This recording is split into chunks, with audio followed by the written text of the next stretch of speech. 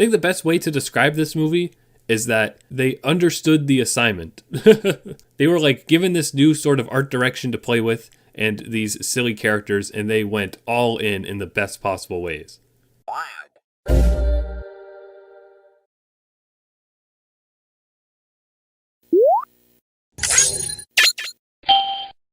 Alright, so today I saw Puss in Boots 2, The Last Wish, which is just called Puss in Boots The Last Wish. There's no 2 in the title. Probably because the first movie came out, I'm seeing right here, in 2011? Excuse me, is over 10 years old? What? What? So the movie technically comes out next week, but this week that I saw it, they're doing a sneak preview thing, probably because it's right after Thanksgiving and they want people to go see it. So I don't understand why this isn't just the normal release, but maybe calling it a special sneak peek release makes more people want to go see it too. Who knows? But this is a movie that I've been very excited about all year. One that I don't pay special attention to Dreamworks much, but I kind of definitely want to now, especially after how quality this movie was. So I don't know how long this has been in development. I just know one day on Twitter it was announced. Like they posted a trailer and I was seeing people, talk about it because they're like, "Oh, look at the art style in this trailer. Wow, okay." I think some people were actually annoyed by the fact that it was using like a. Well, I guess I should say that if you don't know, Puss in Boots: The Last Wish uses a very distinct 3D art style. It's sort of reminiscent of Spider-Man Into the Spider-Verse, where it deliberately uses a lower frame rate to accentuate poses in 3D. And it has lots of 2D comic book style flare effects to, mix in a good amount of 2D into its 3D animation. And it's like, yeah, literally, they probably chose this sort of style because of Spider-Verse. Like, Spider-Verse was not only just such a huge hit because of the quality of the movie, but the art style that was on display in that. I'm sure lots of movies in the future are hopefully going to continue to follow suit with what that movie did with its style. But the style in Puss in Boots is pretty different from that, but I could talk about that later. But yeah, that's basically the story. That's how I knew this movie existed. I saw people talking about the trailer when it was posted. I watched the trailer, and then since then, I've just been really excited to see it because the art in the trailer is so cool. And not only that, the concept of the movie is like perfectly silly. The story is that after years of perilous adventures, Puss has died. Well, he's died 8 times because he's a cat. He literally has 9 lives. And now he's on his final life and needs to figure out what to do with himself. Eventually, he learns about a wishing star that could grant any wish, so he wants to go to it and wish for his 9 lives back. I thought it was pretty comical that he never thought to just live forever. Like, it was kind of weird. It was weird to me that there was no joke in the movie at any point about, why would he want his wish to have a limited amount of lives, given his personality and stuff, but whatever, that's not even a problem. But yeah, that base concept, even just from the trailer, was so funny to me. Because, cat and dog humor is so overdone. There's a good handful of, cat and dog sort of jokes within this movie where it's you've seen that a million times. But, basing the premise around the fact that he's on his last life, as if he's, a video game character. It even shows the way he's died, and they've all been these, horrible ways where there's no way his body would have easily recovered. It just, kind of magically has because he, respawned or something. There's no logic to it, but it's such a great way to tie in, a cat joke into the main storyline. But yeah, and then from there, it's just a typical quest movie. But it sort of falls into the trope of quest movie that I really like, where it's our main character in his group going for the goal. But then there's kind of 3 other groups, I guess, in this movie. 3 other groups who are all also going to the same goal for their own reasons. And, all the groups hate each other, but also all the groups don't even, aren't necessarily aware of each other. They're just constantly getting in each other's ways for super selfish reasons. No character's actually after Puss. That sounds like an innuendo. No character is actually after Puss in Boots. They're after the map that he has. So it just creates this constant struggle of oh, now this person has the map. Oh, now this person has the map. And when you learn how the map works later in the movie, that even ties into a really creative set piece aspect of it. Even just the way this movie starts, it shows off the tone and art style so well within the first 6 minutes, where there's a introduction to the character, and then a musical number, and then an action scene, and then a musical number action scene, which is one of my favorite things ever. Anytime a movie does that, it gets tons of bonus points for me. There's so much fun just in that first segment of the movie. That could have just been released as like a animation reel tech demo, like short film thing from Dreamworks, and that would have been satisfying. But no, there's a whole movie after that. and it keeps up that momentum, aside from, slowing down for dialogue stuff. But whenever the action comes back, it's amazing. And whenever the cinematography kicks into full gear and gives us those awesome poses and those awesome character designs, it's incredibly cool. And in the usual, style of Shrek, there's tons of fairy tale references in general. Like the characters that are against Puss in this movie are Goldilocks and the Three Bears and Jack Horner, which I think it was really funny, the stuff they did with them. And Jack Horner's design and the ways he was framed and voice acted and stuff was like really amazing. He's such a great, like, just blatant villain. That's all he was, basically. It was really funny. Goldilocks, I think, like, her gimmick is really funny too, but I think they overdo it just a little too much. They constantly have her and the bears be like, oh, this is just right. And it's like, they could have maybe just done that 3 times and it would have been funny and it would have made sense because of the fairy tale stuff. But they overstay their welcome with that joke. They repeat that quite a few times. And I think it could have been better writing if they just said it. But there's like one big moment where they say it. Like there's a big emotional moment where they say, oh, it's just right. And you're like, oh, cute. But it'd be even cuter if you didn't say that like every other time you were on screen. There's also, Goldilocks has a backstory too in this movie that I wish they like were more subtle about. This is, I don't know if this is like vaguely a spoiler, but it's constantly reinforced that she's an orphan. So it becomes kind of obvious what she wants to end up wishing for by the end of the movie. But there's a point where, like, she's kind of swayed to stop thinking about that wish and think about something else that's better than the wish. And from that moment, I was like, oh, okay, she just changed. We didn't have to have her say like, oh no, I don't need the wish anymore. There was a really nice, just sort of melancholy moment where the visuals really conveyed a possible change of heart for her. But no, her storyline still kept going after that, and they did end up doing the blatant, like, she has to say out loud, like, this is what I want, and this isn't going to work. But then at the end of the movie, it's like, oh, but no, this is going to work, actually, and this makes me happy. And I just think the way that they wrapped it up so blatantly is just very kids movie-esque, and I think if they were, as weird as it sounds, like, if they were more mature with it, and they just had, like, that brief visual moment I was talking about convey her whole entire story, I think that that would have been a stronger cinematic thing. But I guess, that's not necessarily what they want to go for when they're making a movie that's for kids. And also, the conflict had to continue going because there was more to the movie. So it makes sense that her story kept going on a little longer, but I think it could have ended a bit sooner and in a way that would have been a bit more emotionally interesting.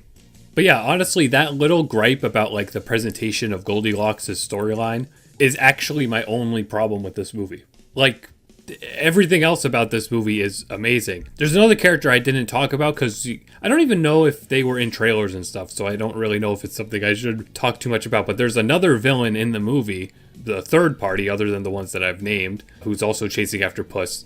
And they are so cool. Like, you could tell that the writers came up with this concept for this villain and they were like, we need to go all in and make him like sick. And like they did. It very much reminded me of the peacock from Kung Fu Panda 2. Like, they went all in on making him super cool and super stylish. I mean, this villain character is just so scary. And they have this like iconic whistling to signify when they're going to appear on screen. And it builds so much tension. It's like straight up horror movie stuff, really. And it's so cool. And it's like instantly iconic. And I'm glad that they did everything they could to go all in on that. I would definitely compare this quite a bit to Kung Fu Panda 2. Because even some of the stuff it does with the art direction, like, there's moments where, like, stuff will get hit and, like, a spark will flash on screen, but the entire color of the frame will basically turn yellow.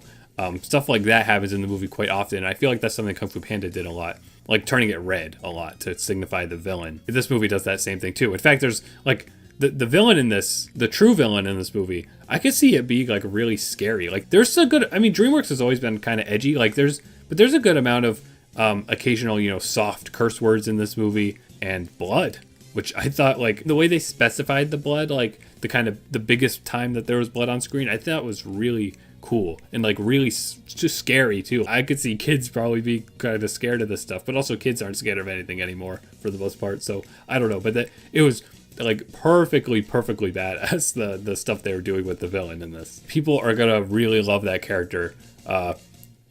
In multiple ways. I know how the internet is, but like he is awesome, and I hope that if this movie, like, you know, if people go to see this movie, because this movie's a hard sell because it's a Shrek spinoff. You know, it's a Shrek spinoff years after Shrek was ever relevant, but it has a cool art style. And then anything else good about it, you would kind of have to explain to someone, like, about how interesting the story is, how exhilarating the animation is, how cool the character designs are, and how funny it is. Like, that's all stuff that might not easily come across. So I guess the animation would easily come across. But yeah, this one other extra villain character is like one of the best things like DreamWorks has ever done. Like, just the scenes with him. And the scenes with him are partly fantastic because of the animation. Like, I don't even know where to begin with it. Like, I just don't know what to say. I think what this excels at is like the color, for sure. The color and the framing. Because, you know, I was comparing it to Spider-Verse earlier, but there's still something different about this movie's animation, because when this movie isn't in an action scene,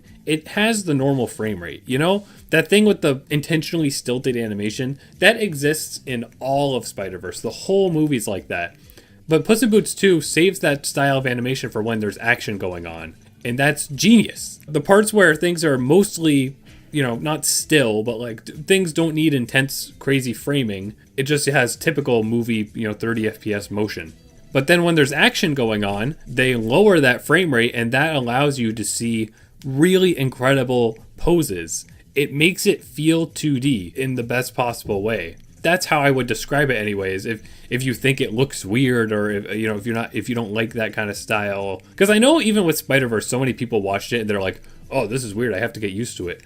I felt that way for maybe like a minute of the movie, and then I was used to it. Because this style of animation lets the artists like create it in frame by frame in a way that you don't usually with 3D animation. Because if you think 3D animation, you know, not to say that it's easy or anything like that, and that not to say that this is even how it works, but in a lot of cases with 3D animation, they sort of fall into doing realism, you know? So the 3D animation, someone raises their arm and puts it down, the animators had to toggle a bone on the character's arm, you know? It's much more complicated than how it is in like flash animation and puppet animation and things like that, depending on the puppet animation we're talking about. But still, the lowered frame rate, especially in this movie, is used to highlight the poses. So in this movie, when there's a big sprawling action scene going on, instead of, because it's 3D animated, they wouldn't have to hand draw every single deliberate frame. There's a great example, I think it's even in the trailer. There's a big scene at the beginning where he's fighting a giant, and there's a tracking shot where he's climbing up the giant, like climbs up his arm and then goes up its back. And if they were hand drawing that, you know, it would look ridiculously smooth, but it'd also be extremely difficult to do. If they were 3D animating that, they have a digital track to follow. But what this movie does is complicates that by lowering the frame rate, and they essentially are hand drawing it. Like they're deliberately doing frame by frame poses of Puss climbing that thing, turning the camera in very specific ways too to help swing it along the giant's body as Puss is climbing it, as you're seeing like the different still shots of Puss's legs being in different positions and his hat bouncing in the wind and stuff. Like, there's so much detail to that, even though it goes by so quickly. But you get to appreciate that detail, and the detail is more striking because of the deliberate frame-by-frame motion. There's also just a ton of color in this movie. I was thinking to myself, like, you know, when you're at Best Buy and stuff, and they're showing stuff off on the TV to be like, oh, this one has the best picture. And they show, you know, footage of flowers or like the ocean or deserts and things like that. But really, a movie like this would be a perfect way to show off a display too, because there is such great contrast in the colors. Everything is bright the whole way through. I'm looking at a screenshot right here. Like, Puss is kind of casted in a shadow. Like, his fur has like a realistic shading to it, but his eyes are glowing. His green eyes are like always glowing throughout the entire movie, so you can always so clearly see his face. And that's a very deliberate, like, contrast detail that is so cool. There's also a lot of moments in the movie where the background artwork looks very painterly. I feel like it's not consistently like that. Like sometimes it just looks like a 3D environment. Other times it looks like a 3D environment that's like swept with a paint effect that makes it look like really convincing, like a painting. And I think that that's really cool because it looks like Spanish artwork, and that's definitely what they were going for here with the setting and everything. So it's really great how they incorporated that sort of artistic inspiration into the entire film, because you wouldn't look at that sort of 2D painted classic artwork and art style from that culture and think that that would be the basis for a 3D animated movie. You know, you would think of something like Loving Vincent, where it's like a movie where it's paintings and it's like a 2D thing, but they did an amazing job incorporating that sort of style into a very like modern looking 3D movie. So yeah, there's just so much fun to be had here. I worry that this movie will probably fall under the radar because, like I said, it's just a weirdly specific concept. Like, who wants to watch a Puss in Boots movie in 2022? Apparently quite a few people, because the theater I went to was pretty big. But again, that's probably because this was like a Thanksgiving weekend release. But I think that this movie is going to be a treat for animation fans. And I think, honestly, recently, Dreamworks has been doing a lot of stuff that's going to be that sort of way. You know, Dreamworks has a handful of films that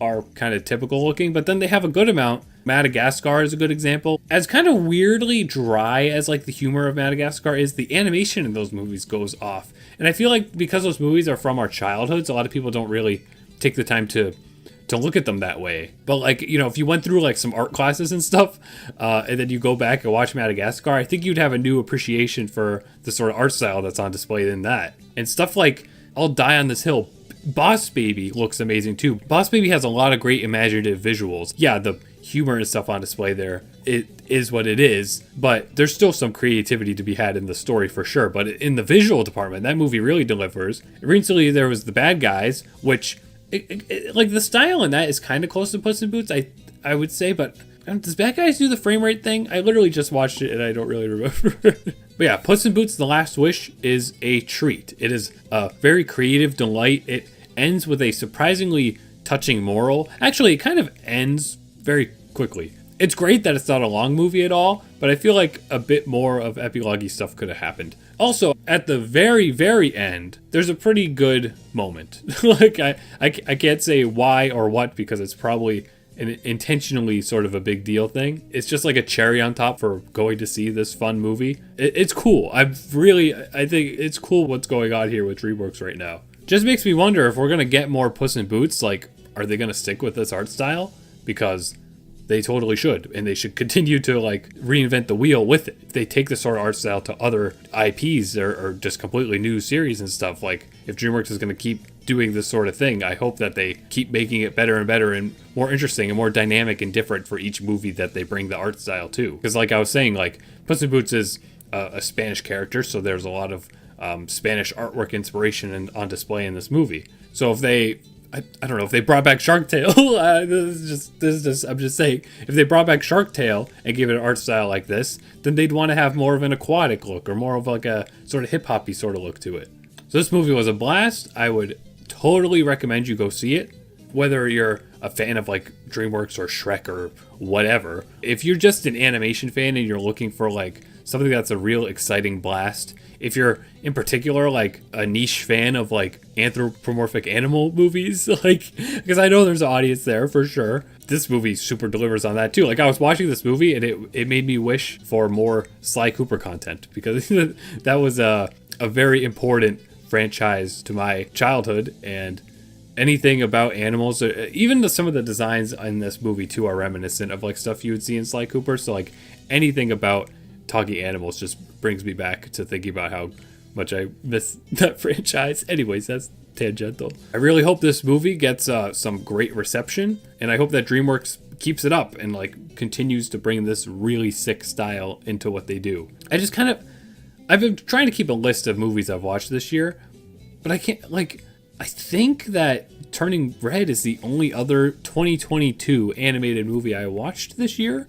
If I watched any other ones, they didn't really leave an impression, basically. So like this and Turning Red are my only 2022 animated movies that I have in my head right now as ones that are stellar. And you wouldn't expect Puss in Boots 2 to be stellar, but I promise you that it really, really is. It's a top-class animated comedy full of excitement and creativity and a gorgeous art style, and I think lots of people will end up loving it. So if I made it sound interesting to you, I'd highly recommend you go check it out in theaters, or, you wait for it to end up on Netflix or Peacock or whatever, and watch it on a 4K HDR display and stuff when that is an available option, because it is really, really gorgeous looking in a way that other animated movies aren't quite. This focuses so much on its character poses and vibrancy of the colors, and I think that is a really, really cool artistic direction to take with 3D animation, and I think a lot of people will love it once they get to see it. So that's about all I have to say about that.